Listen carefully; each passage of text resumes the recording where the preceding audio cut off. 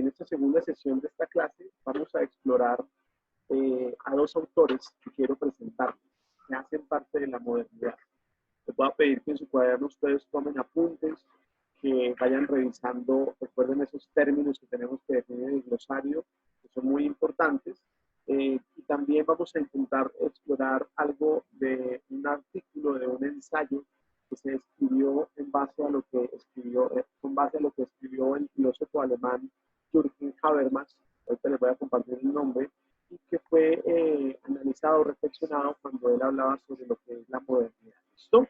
Entonces, si quieren poner como título en su cuaderno la modernidad, sería genial para que comencemos a decir qué es esto de la modernidad. ¿Sí?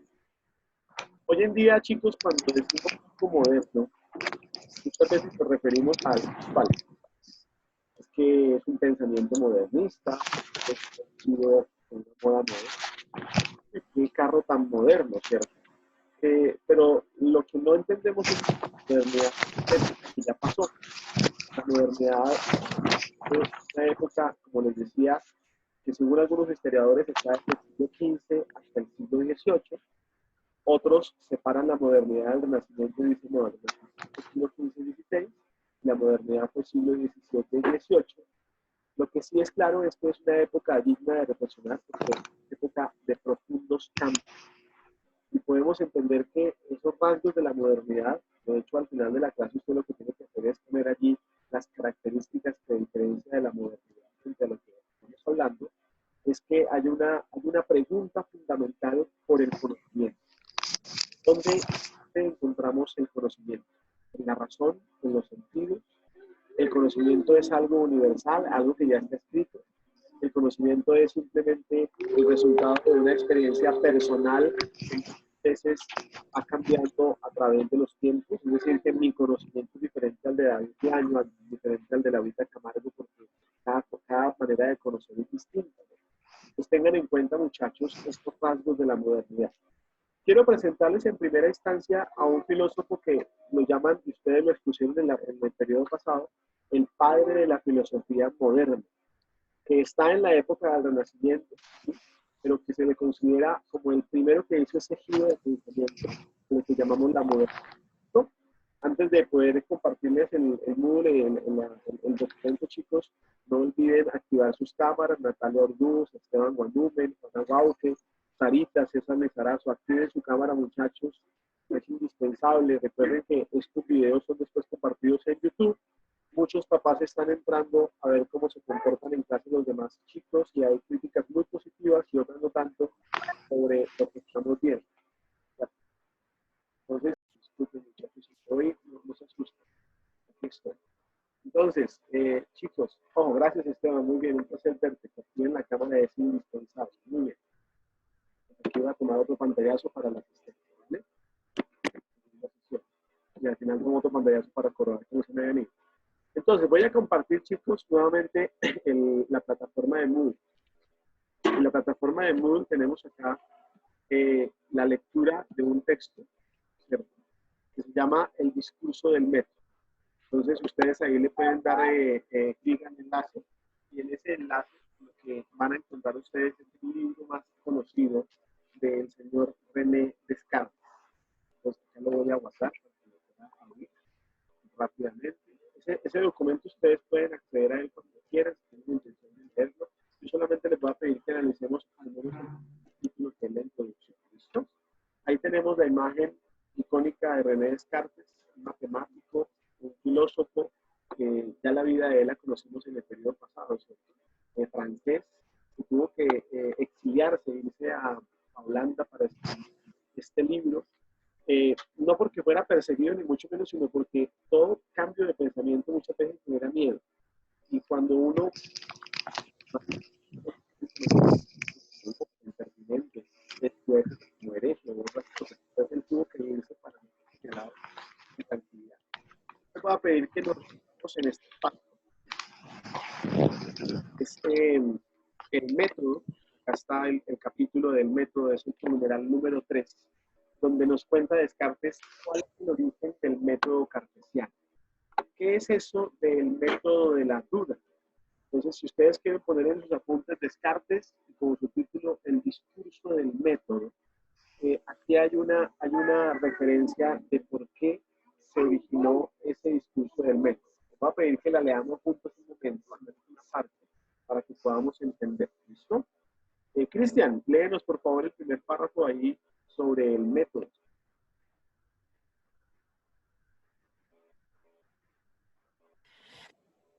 El método. Los orígenes del método están, según nos cuenta Descartes, en la lógica, el análisis geométrico y el álgebra. Conviene ante todo insistir en que el gravísimo defecto de la lógica de Aristóteles es, para Descartes, su incapacidad de invención.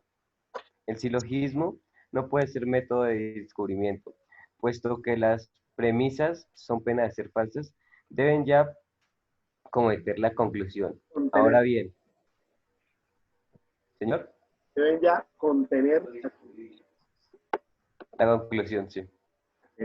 Ahora bien, Descartes busca las reglas fijas para descubrir verdades, no para defender tesis o exponer teorías. Por eso, el procedimiento matemático es el que desde un principio llama poderosamente su atención. Este procedimiento se encuentra realizado con máxima claridad y eficacia en el análisis de los antiguos. Según Euclides, el análisis consiste en admitir aquello mismo que se trata de demostrar y partiendo de ahí, reducir por medio de consecuencias la tesis a otras proporciones ya conocidas.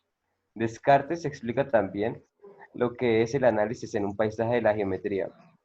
Si se quiere resolver un problema, hay que considerarlo primero como ya resuelto y poner nombres a todas las líneas que parecen necesarias para construirlo, tanto a las conocidas como a las desconocidas. Luego, sin hacer ninguna diferencia entre las conocidas y las desconocidas, se recorta la dificultad según el orden que se muestre con más naturalidad la dependencia mutua de unas y otras. Entonces, gracias, Cristian, muy bien. En este primer párrafo nos están hablando simplemente de lo que contiene el discurso del método. ¿Qué es el método? Un método para llegar a conocer la verdad. Ustedes recordarán, no sé si ya tienen claridad, el año pasado debieron haber visto algo sobre esto, de lo que Aristóteles habló respecto a la lógica.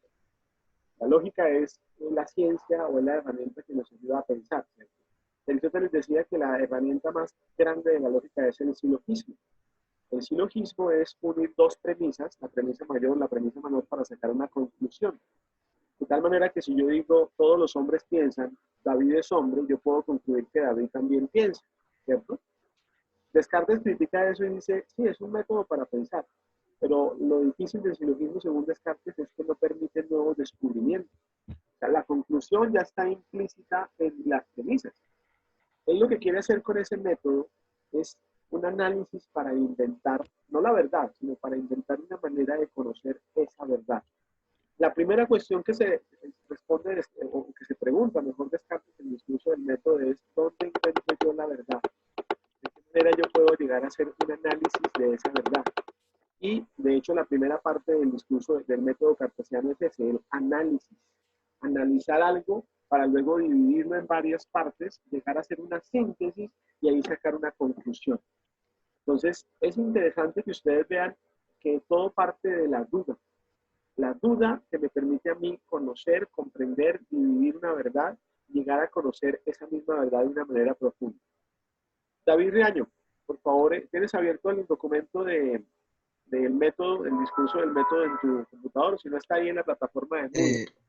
Sí, sí, señor. Para que leamos desde acá, mira. El análisis es, pues, El análisis, momento. más abajo de lo que estábamos leyendo. Ya lo encuentro. ¿En qué página está? Perdón. Ya te exactamente la página. Ya la encontré, Página 14. El análisis es, pues, el primer momento del método. Da una dificultad planteado, un problema, es preciso ante todo considerarlo en bloque y dividirlo en tantas partes como se pueda. Segunda regla del método, discurso. Sigue. Pero ¿en cuántas partes dividir? Hasta donde ha de llegar el fraccionamiento de la dificultad. ¿Dónde deberá detenerse la división? La división deberá detenerse cuando nos hallemos en presencia de elementos del problema que puedan ser conocidos inmediatamente como verdaderos y de cuya verdad no pueden caber duda alguna. Los tales elementos simples son las ideas claras y distintas. Final de la primera regla. Véase discurso del método. Sí, Al llegar aquí es imposible seguir exponiendo el método de Descartes sin indicar algunos principios de su teoría del conocimiento y de su metafísica. En la primera regla del discurso están resumidas más aún, comprimidas algunas de las esenciales teorías de la filosofía cartesiana y las enumeraremos brevemente. En primer lugar, la regla propone la evidencia como criterio de verdad. Lo verdadero es lo evidente, y lo evidente es a su vez definido por dos notas esenciales, la claridad y la distinción. Clara es una idea cuando está separada y conocida separadamente de las demás ideas. Distinta es una idea cuando sus partes o componentes son separados unos de otros y conocidos con interior claridad. Nótese, pues, que la verdad o falsedad de una idea no consiste para Descartes como para los ¿no? Como para los escolásticos en la adecuación o conformidad con la cosa. En efecto, las cosas existentes no nos son dadas en sí mismas, sino como ideas o representaciones a las cuales suponemos que corresponden realidades fuera del yo. Pero el material de conocimiento no es nunca otro que ideas de diferentes ciencias y por tanto el criterio de la verdad de las ideas no puede ser extrínseco, sino que debe ser interior a las ideas mismas. La filosofía moderna debuta con Descartes en idealismo, concluye el mundo en el sujeto, transforma las cosas en ideas, tanto que un problema fundamental de la filosofía cartesiana será el de salir del yo y verificar el tránsito de las ideas a las cosas. David, Véase la sexta meditación metafísica. gracias, David. Todo eso que leyó David tiene una explicación muy sencilla. Recuerden que Platón en la época antigua era idealista, no porque tuviera grandes ideales, bueno, los tenía de hecho, sino porque decía que el conocimiento proviene de las ideas.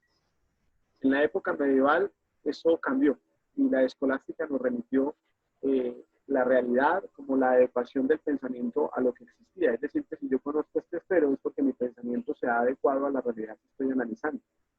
Descartes dice, ¿dónde yo puedo encontrar la verdad? Lo primero es hacer un análisis y descomponer las partes. Pero no puedo descomponer las partes si no me pregunto, ¿y de dónde viene el conocimiento de esas partes?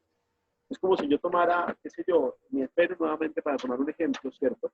Y no pudiera descomponer las partes si no las conozco. Entonces, material. Entonces, ¿cuál es la idea que usted tiene en su cabeza de lo que es, por ejemplo, plástico?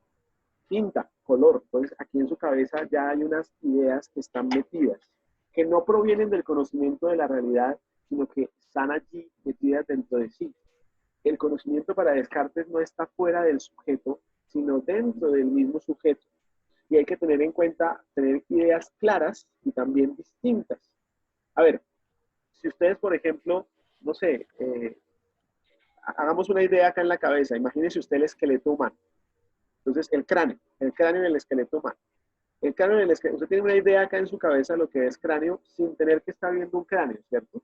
Pues se imagina allí el cerebro, el lóbulo, toda la parte de la cara, la maxilar inferior, superior, todo eso, ¿cierto? Esa idea está allí en su cabeza.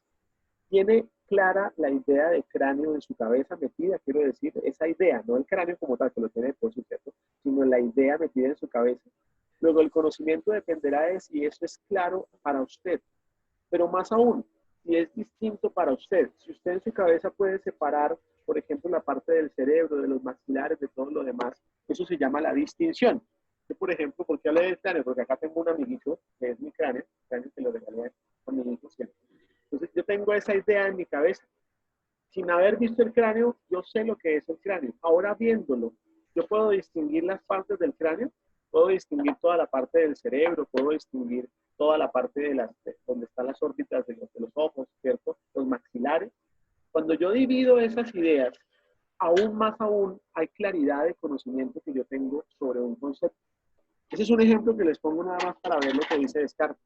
Porque la pregunta fundamental de la época moderna que se abre con este hombre, René Descartes, es ¿dónde conozco la realidad? Descartes era racionalista, es decir, el conocimiento está dentro de nuestra propia razón, no de la experiencia que viene por fuera. Si siguiéramos leyendo el discurso del método, que no lo vamos a seguir leyendo porque ya pasamos a la metafísica, esa es una pequeña introducción, ¿cierto? Nada más. Yo comenzaría a pensar que este hombre lo que hizo fue sentar las bases para conocer de una manera más organizada. Entonces, yo les voy a compartir nada más los 4 pasos que tiene el discurso del método. Esos pasos, esos principios son muy sencillos. Lo primero, es evidente que hay una realidad. Entonces, la evidencia no quiere decir que la verdad ya esté dada. Hay que dudar, no hay que aceptar como verdadero algo hasta que se compruebe la evidencia de eso de manera clara y distinta. ¿Usted cree conocer lo que es el amor? ¿En su cabeza hay un concepto de amor? Primero, pregúntese si tiene una idea clara y distinta de lo que es el amor. Quiero decir con claridad, es la transparencia para ver esa idea y la distinción, el poder dividir ese concepto de amor en varias partes para poderlo definir.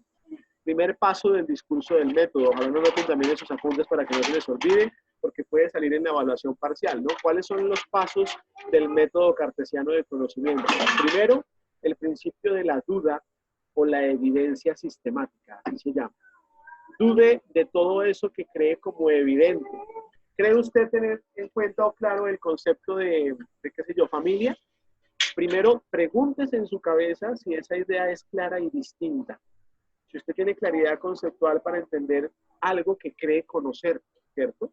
Con la duda sistemática, usted lo que hace es evitar caer en suposiciones, caer en precipitación de decir, sí, ya sé, ¿cierto? Sino llegar a tener prudencia ante el conocimiento. Entonces, primer paso del discurso, del método cartesiano que está en el discurso del método es dude, busque evidencias de eso que cree conocer. Ustedes apuesto que no estaban preparados para saber lo que era la cuarentena, ¿no? Cuando estaban en el colegio, si uno les decía cuarentena, usted se imaginaba ya una persona aislada, metida de pronto dentro de una cápsula y sacada del mundo, pues. Pero solamente cuando comenzamos a reconocer evidencias de lo que es la cuarentena, a ver si podíamos tener una idea clara y distinta, allí podemos decir, oiga, yo no tenía ni idea cómo era vivir en cuarentena, ahora lo sé mejor porque tengo evidencia, ¿listo? Entonces, primer paso, ya saben, la duda, busquen evidencias del conocimiento. Segundo paso se llama análisis o descomposición. Entonces, ya tenemos el primer paso. Dudo de que algo que yo conozco es de esa manera, voy a pensar en las evidencias que en mi cabeza están, ideas claras y distintas. Segundo paso, análisis o descomposición. Y es dividir o descomponer cada dificultad o problema en tantas partes como sea posible para que podamos comprender y solucionar esas partes por separado.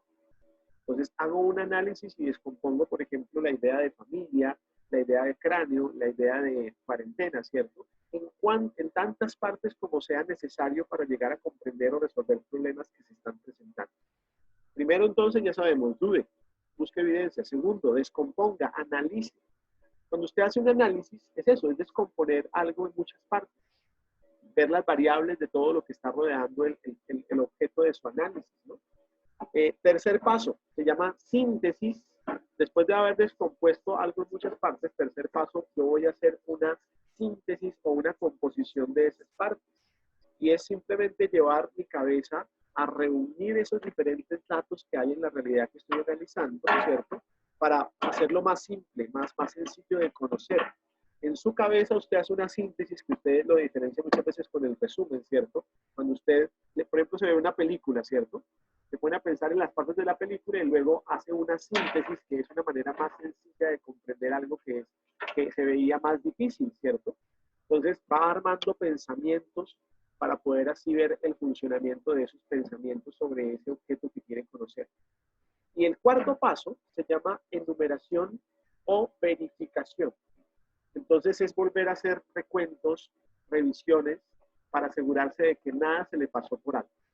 Si yo tengo claridad, muchachos, en esos pasos, voy a estar escribiendo al chat, la audio voy a fallar. El segundo se escucha, ya repito los pasos, Valeria, muchas gracias. Si se escucha cortado algo, me avisan para poder repetir.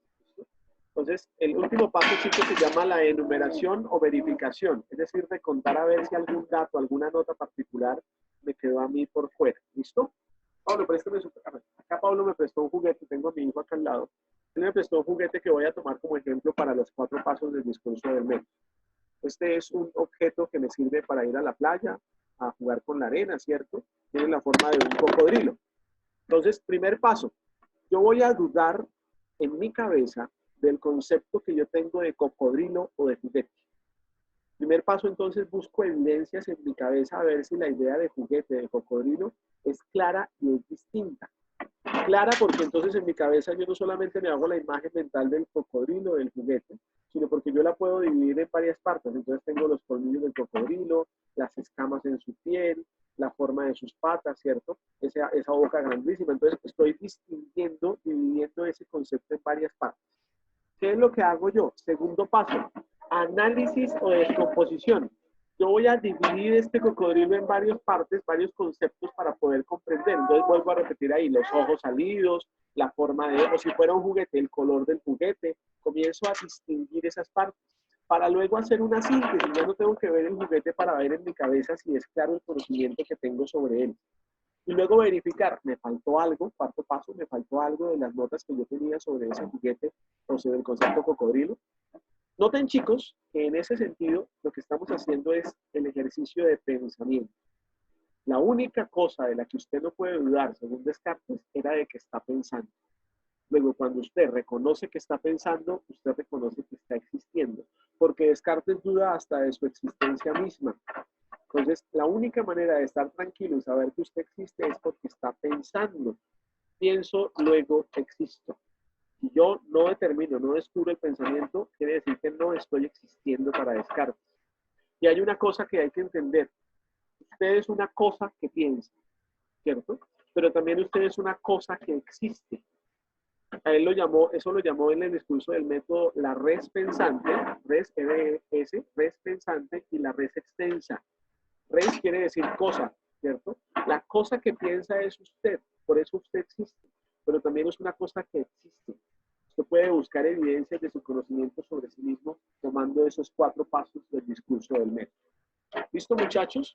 Claro, hasta ahí ese punto del discurso del método. Yo aquí vuelvo a abrir la pantalla para verlos. Hemos leído el primer apartado, que es un breve fragmento de ese discurso del método que nos presenta René Descartes. Si yo le preguntara, no sé, a cualquiera de ustedes, preguntémosle a Juanita. Hola, Juanita, ¿cómo estás? Abre tu micrófono. Abre tu micrófono, Juanita, gracias. Juanita, ¿qué es el discurso del método o el método cartesiano? Con tus palabras. ¿En qué consiste? ¿Para qué se creó? Profe, la verdad no sabría cómo responderte.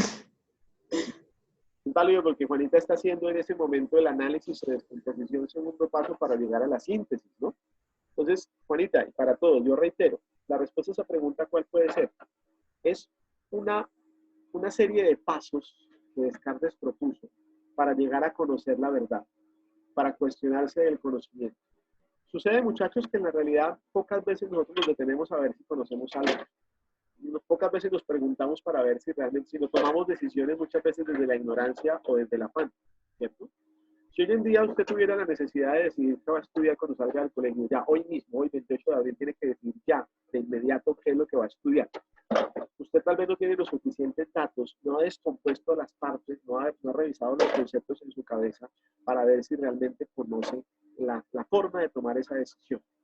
Descartes le diría, mire, primero revise la razón. Ideas claras y distintas sobre lo que usted quiere, sobre lo que le gusta, puede dividir eso en partes, haga análisis, luego haga síntesis y luego verifique. Eso es un método para también resolver problemas matemáticos. Se dan cuenta los matemáticos lo que hacen es eso. Van a ver una operación, la evidencia que tienen sobre esa operación, luego descomponen, luego sintetizan y luego verifican para ver si está bien o está mal el problema. Entonces, Juanita, y para todos, el discurso del método cartesiano, es esa forma en la que yo, de manera metódica, sistemática, llego al conocimiento de la verdad. ¿Y por qué es tan importante eso? Porque en la época moderna, esa fue la sustentación o la base de la ciencia. La ciencia es la forma en la que yo, de manera sistemática, llego a una verdad. ¿Listo? Primer autor revisado, ese ya lo vemos un poco más a profundidad más adelante. Voy a compartir acá al segundo autor. El segundo autor es este hombre, que no vamos a leer nada sobre él hoy, lo vamos a leer en las próximas clases, que es una invitación muy parecida a la que estábamos viendo la clase pasada con lo que decía Nicolás de Cusa, de aprender a pensar, de ser idiotas que piensan de alguna manera, el idioma de Nicolás de Cusa. Aquí yo les voy a abrir la imagen de este hombre que se llama Immanuel Kant. Kant es otro representante muy posterior a Descartes, que nos va a presentar otro dato de la modernidad. La modernidad es esa época donde el hombre comienza a usar una herramienta que antes no creía tener, no creía que fuera importante, se llama pensamiento. Descartes dijo, el conocimiento viene de tu cabeza, está dentro de ti, no es extrínseco. Ojo con esa palabra nueva que estaba en el documento, creo que lo leyó por ahí Pablito, si no estoy mal, todavía. Extrínseco quiere decir fuera de usted, sino es intrínseco, es decir, el conocimiento está dentro de cada uno. Para el señor Kant, había un ejercicio muy necesario que no todos los seres humanos realizamos, y es el ejercicio de pensar por nosotros mismos. Un día a Kant le mandaron una pregunta por escrito, diciéndole, maestro, para usted, ¿qué es la ilustración? Ustedes recordarán que la ilustración es un periodo histórico dentro de la modernidad, donde los hombres ilustrados eran aquellos que podían pensar por ellos mismos. Y Kant no dio esa respuesta. Kant lo que hizo, y lo vamos a leer en la próxima clase, es hablar sobre la minoría de edad. ¿Qué es la minoría de edad? Obviamente ustedes entienden que cuando cumplan 18 años van a ser mayores de edad. Y Kant diría, no, esa no es la mayoría de edad. Usted puede ser un viejo de 50 años y aún, en el sentido de lo que Kant expresaba, ser un menor de edad. Solamente se llega a ser mayor de edad cuando uno comienza a usar el pensamiento propio, a dejar de creer en maestros, en modelos, en arquetipos que nos muestran el conocimiento como debemos aprenderlo supuestamente, sino a comenzar a cuestionar ese conocimiento por nuestros propios medios. Y es ahí donde yo quiero hacerles una pregunta con este pensamiento de Kant. Recuerden, lo vamos a ver en la próxima clase, pero es unir esto que hizo Descartes, chicos. Duden de todo lo que se ha presentado la sociedad, la realidad, la iglesia, hasta el mismo hombre, para poder llegar a comprobar si hay evidencia, sintetizar, analizar y verificar, ¿cierto? Pero ¿cómo se hace eso? Utilizando el pensamiento propio. Voy a hacerles una pregunta muy sencilla, la comento. A ver, según lo que ustedes han percibido, chicos, ¿cuándo creen que van a volver ustedes a las clases presenciales en el colegio? Fabián, según lo que has visto en noticias, según lo que has analizado, dame una fecha. ¿En cuánto tiempo vamos a volver a encontrarnos de manera presencial? Yo creo que después de vacaciones en mitad de año. Fabián dice después de vacaciones. ¿Por qué llegas a esa conclusión, Fabián? Pues viendo que ya ahorita todo se empieza a relajar, pero aún así hay que tomar medidas. Y yo creo que esa fecha es más considerada es más real, por así decirlo. Ok, Valeria. O sea, ¿sí me entiendes? Muy bien, Fabián. Fabián dice después de vacaciones porque estamos empezando a salir en las calles y parece más viable. Valeria, ¿tú cuándo crees que volvamos a las clases presenciales?